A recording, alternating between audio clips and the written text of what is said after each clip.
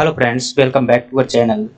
मध्य प्रदेश सामान्य ज्ञान जो हम कर रहे हैं, ये हमारी जो है मध्य प्रदेश सामान्य ज्ञान की 5वीं क्लास है। इसके पहले तक हम जो है 4 क्लासें देख चुके हैं।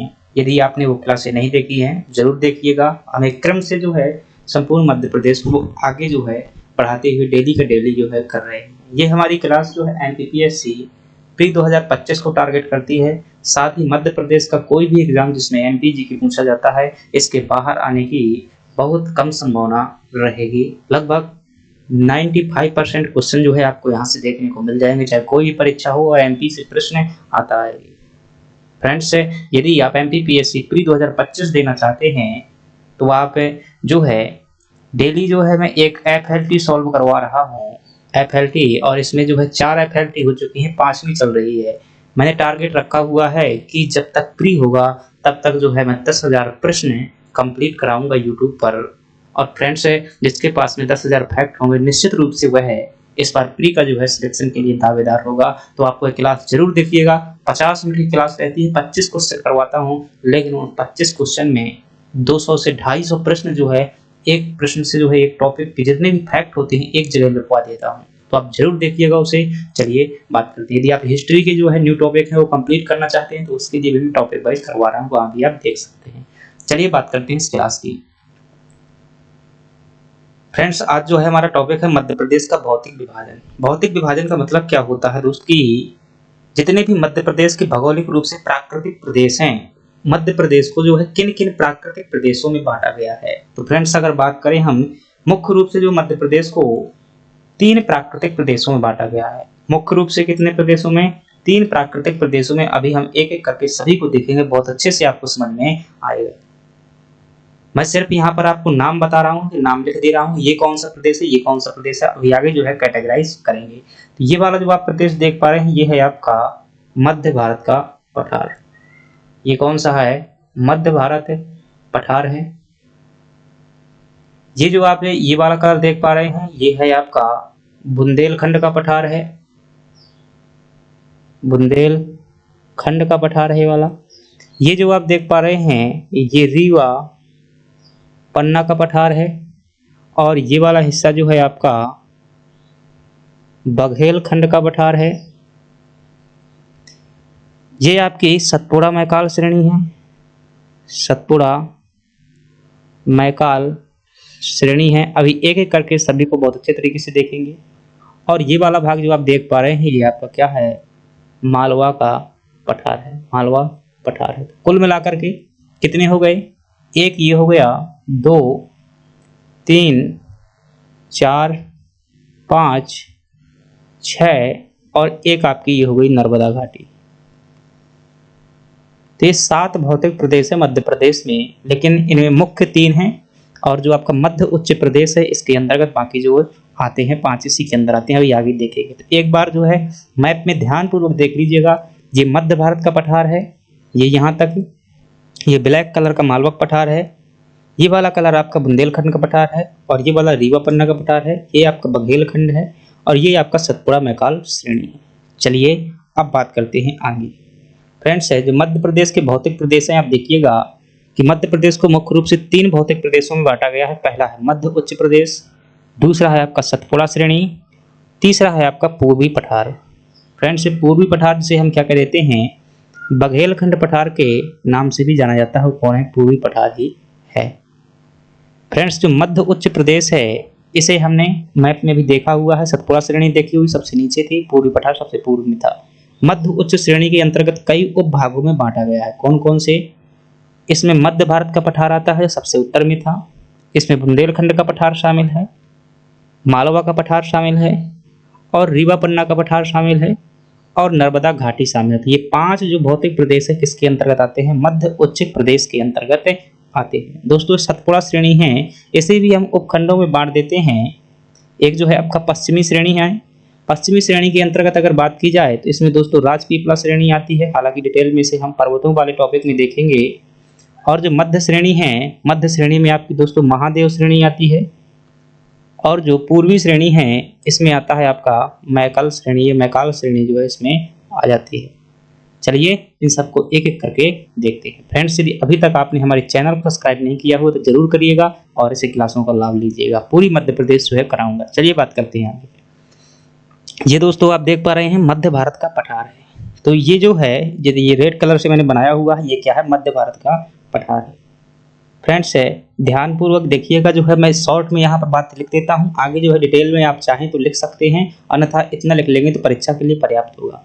यहाँ की दोस्तों जो प्रमुख नदी है, तो प्रमुख नदी इस प्रकार से यहाँ से निकल करके आती है इंदौर से। इंदौर में जाना पाव पहाड़ी इस प्रकार से जाती है, इस प्रकार से, इस प्रकार से, इस प्रकार से, और इस नदी का नाम है क्या? चंबल नदी। यहाँ की जो प्रमुख नदी है वो कौन सी है? आपकी चंबल नदी यहाँ की प्रमुख नदी है। ये जो आप ब्लैक कलर से यहाँ पर चोटी देख पा रहे हैं, ये दोस्तों मध्य भारत के पठार की सबसे ऊंची चोटी है, जिसका नाम है क्या? इसका नाम है टोंगरा। इसकी जो सबसे ऊंची चोटी है उसका नाम क्या है? आपका टोंगरा जो है इसकी सबसे ऊंची चोटी का नाम है। और ये कहाँ पर स्थित है? याद रखिएगा, यह आपकी श्योपुर जिला में पड़ती है। श्योपुर जिला में पड़ती है। फ्रेंड्स, यहाँ पर चंबल नदी जो काफी अपरदन करती है, इसलिए अपरदन प्रभावित क्षेत्र भी कहा जाता है। ये देखेंगे उत्तर में स्थित है। यहाँ से दोस्तों मालवा का पठार शुरू हो जाता है, तो इसके दक्षिण में क्या स्थित है? आपका मालवा का पठार स्थित है। और जो यहाँ पर दोस्तों पूर्व में इसके क्या है? बुंदेलखंड का पठार स्थित है। बुंदेलखंड का पठार जो है इसमें स्थित है। चलिए आगे बात करते हैं और देखते हैं, एक एक फैक्ट को कंप्लीट करते हैं। फ्रेंड्स, मध्य भारत का जो पठार है यह मध्य प्रदेश के उत्तर पश्चिम में अवस्थित है, जैसा कि आपने पिछले देखा। इसका दोस्तों क्षेत्रफल है, मोस्ट इंपोर्टेंट है, आपसे ये फैक्ट पूछा जाता है कि मध्य भारत पठार का क्षेत्रफल कितना है। तो मध्य प्रदेश का जितना भी क्षेत्रफल है उसके कुल क्षेत्रफल कितना है? 10.7% है। मोस्ट इंपोर्टेंट फैक्ट है, याद रखिएगा। निर्माण की अगर फ्रेंड्स बात की जाए कि इसका निर्माण कैसे हुआ है, तो मध्य भारत के पठार का जो निर्माण है, इस पठार का निर्माण जो मुख्यतः विंध्यन शैल समूह से हुआ है और इनके अपरदन तथा नदियों के निक्षेपों से हुआ। तो यहाँ पर कौन सी मृदा होगी फ्रेंड्स? जलोढ़ मृदा होगी।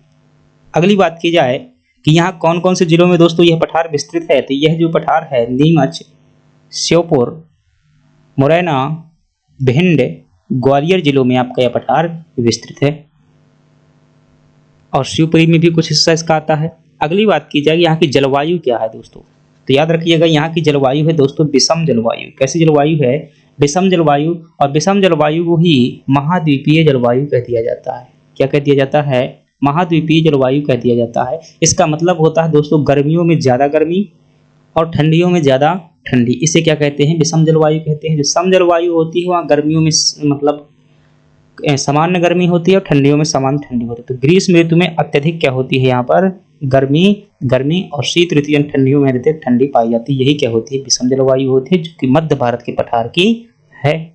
अगली बात की जाए अगर मध्य भारत के पठार में फ्रेंड्स यहाँ पर वर्षा कितनी होती है, तो आप चाहें तो ध्यान कर सकते हैं। अल्प वर्षा वाला क्षेत्र है, इतना बस ध्यान रखिएगा, कम वर्षा होती है यहाँ पर।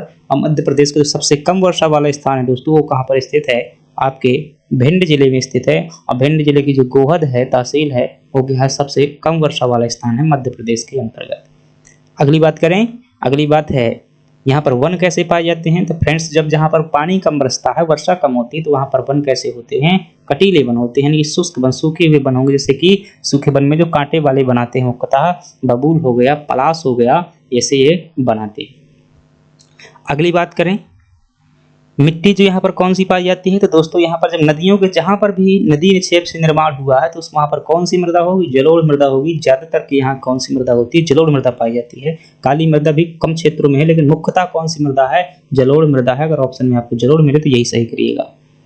अगली बात करें, यहाँ की फसल की बात करें, मोस्ट इंपोर्टेंट फैक्ट दोस्तों, इस यहाँ की जो फसल है सरसों उत्पादन, और सरसों उत्पादन में जो आपका भिंड जिले का प्रथम स्थान रहता है। ज्वार, तिल, गेहूं भी यहाँ की प्रमुख फसल है। तो आप जो मुख्य रूप से अगर ध्यान देना हो तो सिर्फ और सिर्फ एक फसल ध्यान दीजिएगा, सरसों।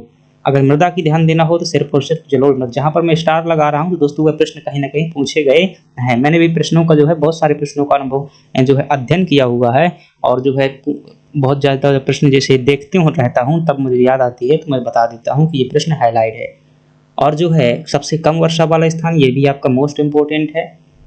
अगली बात करें यहाँ की प्रमुख नदियाँ दोस्तों, यहाँ की जो सबसे प्रमुख नदी है वो कौन सी है? चंबल नदी है।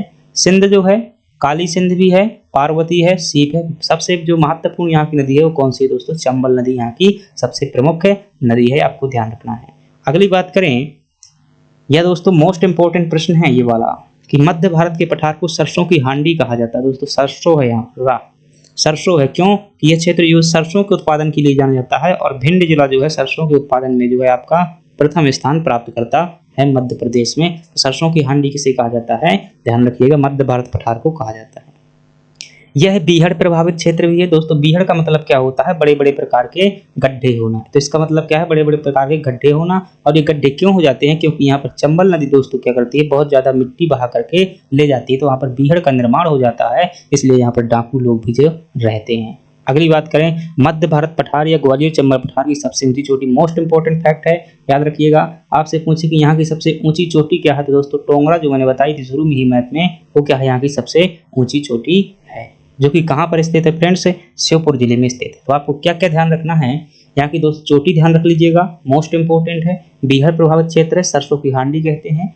और आप यहाँ पर ध्यान दे सकते हैं क्या कि जो है इसे रेंगती हुई मृत्यु ही कहा जाता है फ्रेंड्स। इस पठार को क्या कहते हैं? याद रखिएगा, कभी यहाँ पर लिखा नहीं हुआ है, रेंगती हुई मृत्यु ही कहते हैं। क्यों? क्योंकि यहाँ पर बहुत ज्यादा अपरदन होता है, नदियों द्वारा मिट्टी बहा कर ले जाती है। शायद आपसे पूछे कि मध्य प्रदेश में अवनलिका प्रकार का अपरदन कहाँ पाया जाता है, तो अवनलिका अपरदन फ्रेंड्स आपका यहीं पर पाया जाता है। मतलब बड़ी बड़ी की नाली गड्ढे बन जाते हैं, तो इसी क्षेत्र में मध्य भारत के पठार में चंबल नदी द्वारा अवनलिका अपरदन किया जाता है। तो ये फ्रेंड्स बातें थी किसके बारे में? मध्य भारत के पठार में। चलिए आगे बात करते हैं। अगला जो हम क्षेत्र लेते हैं, ये है दोस्तों बुंदेलखंड का पठार। मैं यहाँ पर जो है जो भी बातें महत्वपूर्ण है मैं यहाँ पर लिख देता हूँ, बाकी आप जो लिखी हुई देख सकते हैं, वहाँ पर समझ लेंगे। आपसे पूछिए कि इसका क्षेत्रफल कितना है, तो मध्य प्रदेश का जितना क्षेत्रफल है उसके कुल क्षेत्रफल कितना है दोस्तों? 7.7% है। यहाँ की जो सबसे ऊंची चोटी है वो कौन है? आपकी सिद्ध बाबा जो है यहाँ की सबसे ऊंची चोटी है, 1372 मीटर प्रति है। ये जो आप कलर का देख पा रहे हैं, ये क्या है? बुंदेलखंड का पठार है। इसके पश्चिम में देखोगे तो कौन सा पड़ जाएगा? ये मध्य भारत पड़ जाएगा यहाँ का पश्चिम में। और इसके पूर्व में देखोगे तो यहाँ पर है आपका रीवा पन्ना का पठार, रीवा पन्ना का पठार है।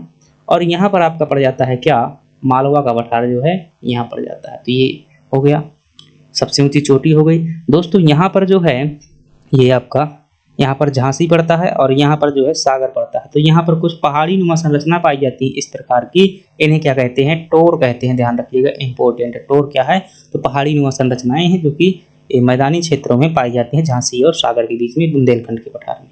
चलिए बात करते हैं यहाँ की प्रमुख दोस्तों नदी की। अगर बात की जाए यहाँ की प्रमुख नदी कौन सी है, तो बेतवा नदी है। इसे क्या कहते हैं? बुंदेलखंड की जो है गंगा भी कहा जाता है। इतनी बातें आपको ध्यान रखनी है। ओरछा यहाँ का प्रमुख शहर है, बेतवा के किनारे स्थित है। अब जो है आगे डिटेल में हम देख लेते हैं। चलिए आपसे पूछे दोस्तों ये कहाँ पर स्थित है, तो आप क्या बताएंगे? मध्य भारत पठार के पूर्व में तथा रीवा पन्ना पठार के उत्तर में स्थित है। हमने मैप में अभी बात की थी। ये नीचे रहा आपका रीवा पन्ना का पठार, तो उत्तर पूर्व में हो जाएगा। मध्य भारत का पठार ये रहा, तो इसके पूर्व में हो जाएगा। चलिए अब बात करते हैं दूसरे पॉइंट की कि इसका निर्माण कैसे हुआ। मोस्ट इंपोर्टेंट फैक्ट फ्रेंड्स, ये फ्रेंड्स जो आपसे प्रश्न पूछा जाता है कि मध्य प्रदेश से किस भौतिक प्रदेश में जो है नीस प्रकार की चट्टानें पाई जाती हैं, क्योंकि ये ग्रेनाइट चट्टानों का क्या है? रूपांतरण है। तो नीस चट्टानें कहाँ पाई जाती हैं? बुंदेलखंड में पाई जाती हैं। बुंदेलखंड का निर्माण भी इसी से हुआ। मोस्ट इंपोर्टेंट है, आप इसे हाईलाइट कीजिएगा। अगली बात करता हूँ कि इसका क्षेत्रफल कितना है, तो हम बात कर चुके हैं मध्य प्रदेश के कुल क्षेत्रफल का क्या है? 7.7% है। अगली बात करें इसमें कौन कौन से जिले आते हैं दोस्तों, ये हो जाएगा दतिया जिला। एक बार मैप में चाहे तो आप देख सकते हैं, रहने दीजिए, फिर पीछे जाना पड़ेगा। सागर हो जाएगा, इसमें अशोकनगर हो जाएगा, टीकमगढ़ हो जाएगा, निवाड़ी हो जाएगा, छतरपुर हो जाएगा, पन्ना हो जाएगा। ये क्या आते हैं? इसके मध्य प्रदेश के जो बुंदेलखंड पठार के प्रमुख जिले हैं यहाँ के। अगली बात है कि यहाँ की जलवायु कैसी है, तो दोस्तों जैसी जलवायु वहाँ की थी मध्य भारत के पठार की, चूंकि यह भी कम वर्षा वाला क्षेत्र, तो यहाँ पर भी कैसी जलवायु होगी? आप सिंपल से एक शब्द में कह सकते हैं कि यहाँ पर कैसी जलवायु है? विषम जलवायु है। यानी कि विषम जलवायु तो क्या मतलब होगा? गर्मियों में अधिक गर्मी, ठंडी में अधिक ठंडी। यदि आप बुंदेलखंड के हैं तो इस चीज को बहुत अच्छे से परिचित होंगे। अगली बात करते हैं दोस्तों, यहाँ पर वर्षा क्या होती है? 75 से 100 सेंटीमीटर, सामान्य सा फैक्ट है, ये नहीं पूछ जाता। वन जो है यहाँ पर तेंदुपत्ता, महुआ, बबूल, नीम आदि पाए जाते हैं। अगली बात करते हैं कि मिट्टी, दोस्तों ये भी आपका मोस्ट इंपोर्टेंट फैक्ट है। ये पूछा जाता है कि मध्य प्रदेश के किस क्षेत्र में मिश्रित मृदा पाई जाती है, तो आप क्या बताएंगे? बुंदेलखंड के क्षेत्र में पाई जाती है। अगली बात करते हैं, यहाँ की प्रमुख फसल कौन सी है? सामान्य बातें हैं, गेहूं, ज्वार और तिल यहाँ की क्या है? फसलें हैं। नदियां दोस्तों, यहाँ की मोस्ट इंपॉर्टेंट जो नदी है, सबसे मोस्ट इंपॉर्टेंट नदी है वो है आपकी बेतवा नदी। तो बेतवा नदी को क्या कहते हैं? मध्य प्रदेश की गंगा कहा जाता है। इसके अलावा यहाँ जो है सिंध नदी भी बहती है, धसान भी बहती है, उर्मिल भी बहती है, जामनी भी बहती है। तो यहाँ की बेतवा जो है सबसे महत्वपूर्ण नदी है, इसे गंगा कहते हैं बुंदेलखंड की। खनिज बात करते हैं, हीरा, चूना पत्थर यहाँ पर पाए जाते हैं। हीरा के लिए जो फ्रेंड्स है छतरपुर जिला है, उसका जो अंगोरा की खान है वो हीरा के लिए जानी जाती है। कहाँ पर पड़ती है? छतरपुर जिले में पड़ती है। अगली बात करें, अगला है आपसे शायद ये पूछे, मोस्ट इंपोर्टेंट ये वाला फैक्ट है, आप इसे याद करेंगे कि बुंदेलखंड के पठार की सबसे ऊंची चोटी कौन सी है? तो आप क्या बताएंगे? सिद्ध बाबा जो है चोटी यहाँ की सबसे ऊंची है, 1172 मीटर इसकी ऊंचाई है। अगली बात करें, बुंदेलखंड किसे कहा जाता है? बेतवा नदी कहा जाता है।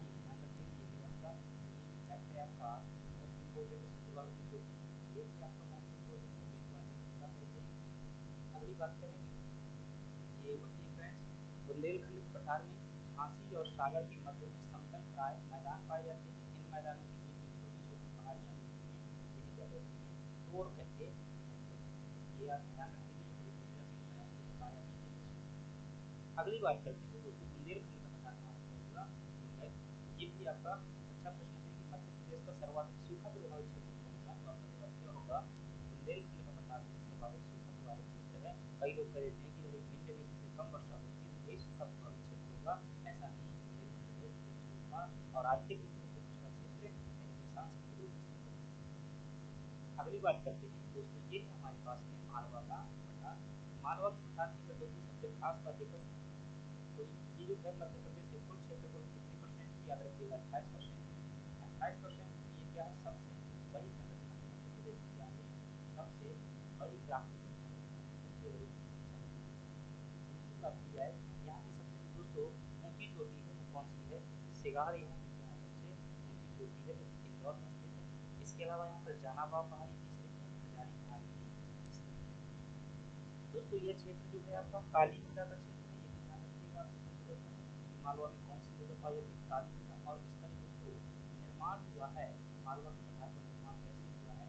लावा से हुआ है, ज्वालामुखी लावा से हुआ। और कौन से लावा से हुआ है? क्षारीय लावा से हुआ है। इसमें 3 नंबर का प्रश्न आ गया दोस्तों कि समतल क्यों है?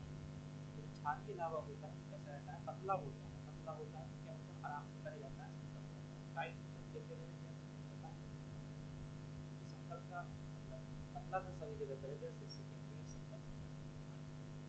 और अगर बात की जाए मालवा पठार में यहाँ की फ्रेंड्स में नदियों की बात करेंगे, यहाँ की नदियाँ कौन सी हैं? तो नदियों में जो है प्रमुख नदी का नाम आएगा आपका चंबल, जहाँ पानी निकलती है।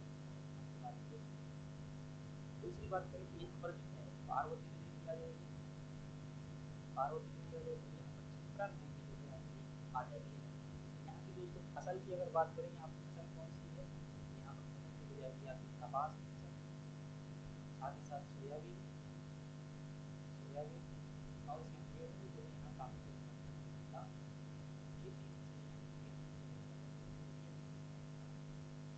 फसलें यहाँ की आप जानते हैं कहाँ पर मध्य प्रदेश के पश्चिम भाग में। अगली बात करें, मध्य प्रदेश के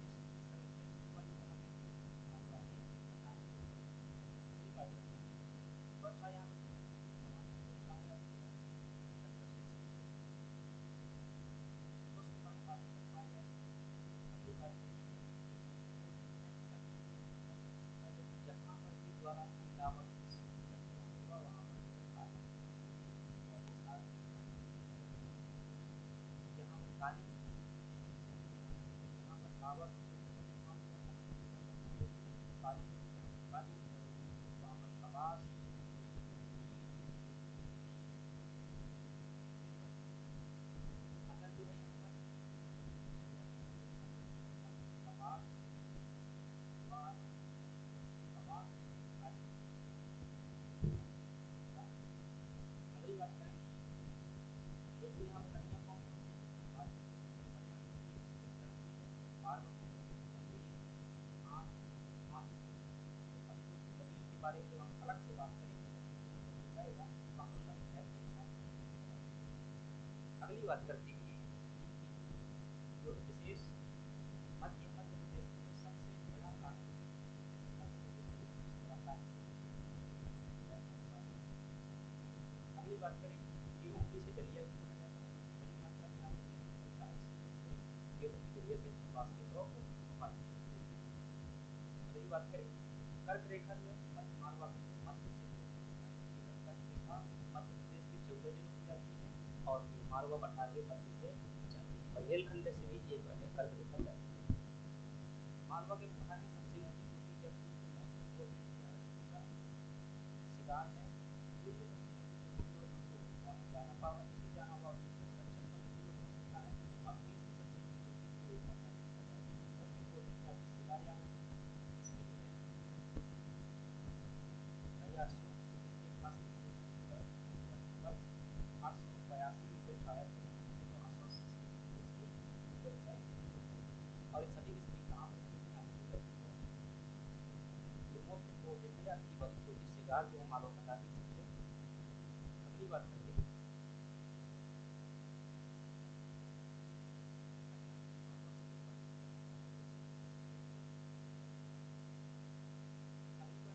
यहाँ पर रीवा पठार की बात करते हैं। रीवा पठार की बात रीवा पठार जो है ये मध्य प्रदेश के सबसे ऊंची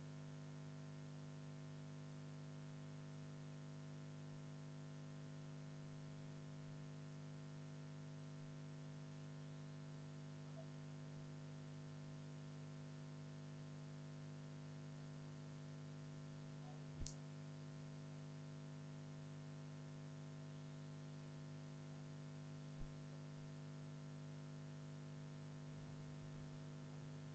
याद रखना खासतौर से यहाँ पर मध्य पठार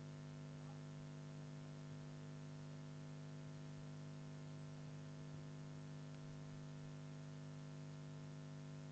है मध्य पठार जो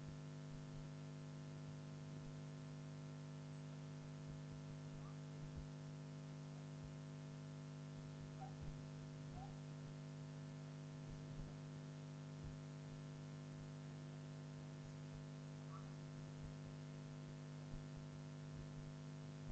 महानसी जो है ये जो है अगली बात करें जो नदियाँ हैं यहाँ पर बहुत सी हैं ये जो नदियाँ हैं ये जो है आपका जो अलग अलग मात्रा में जो भाग में जो है नदियों को यहाँ पर मिलती हैं। सबसे पहले जो है आपका कर्नाली नदी है जो कि कर्नाली नदी कहाँ है? ये बताओ, थोड़ा सा बताइए। अगली बात करें ऋषिकेश, ये आपका बैतूल जिले में है। बैतूल जिले में कहा जाता है और बैतूल जिले में ऋषिकेश है। इस क्षेत्र से जो नदी आती है यहाँ पर क्या है? ये है आपकी, ठीक है, इसका दूसरा नाम है पद्मा। मध्य प्रदेश में इसका पहले पद्मा जो नाम है ये है। अगली बात करें मध्य प्रदेश की एक जनजातीय जिसे चलेरा कुमाऊं कहा जाता है, मध्य प्रदेश का क्या है? हाँ जी,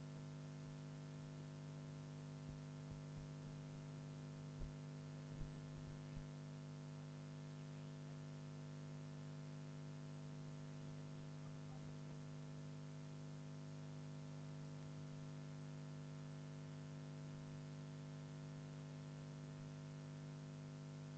चलेरा कुमाऊं कहा जाता है।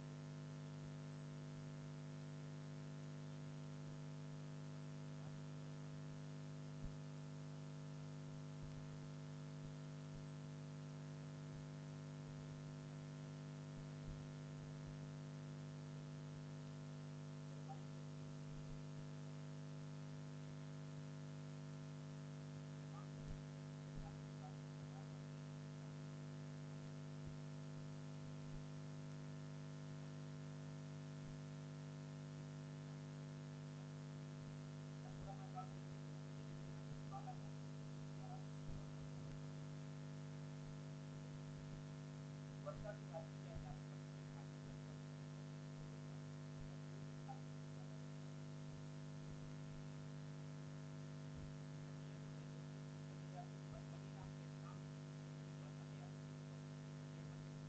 सर्वाधिक वर्षा वाला स्थान है क्या, सबसे ज्यादा वर्षा वाला स्थान, कोई ज्यादा वर्षा वाला स्थान क्या है, स्थान अगर क्वेश्चन आ जाए तो ज्यादा वर्षा वाला स्थान क्या है?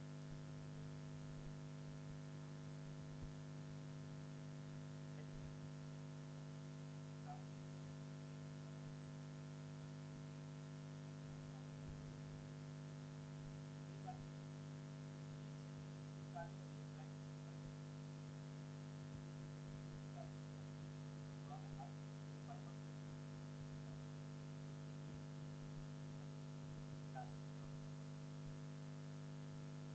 किस क्षेत्र में सर्वाधिक वर्षा वाला क्षेत्र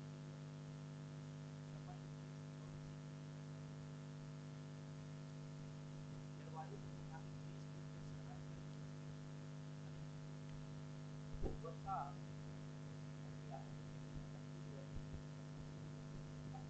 सर्वाधिक वर्षा वाला स्टेट कौन सा है?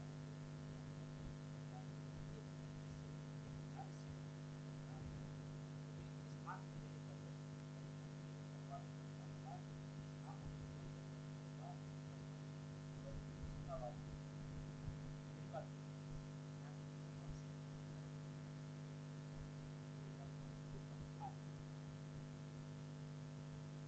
बात है, तो यहाँ पर लाल की चावल होता है,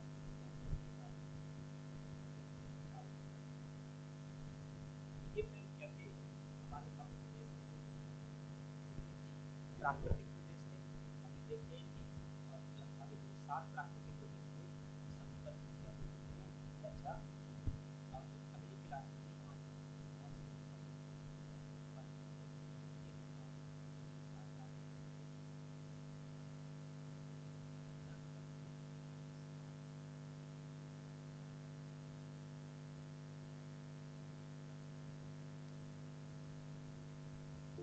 सी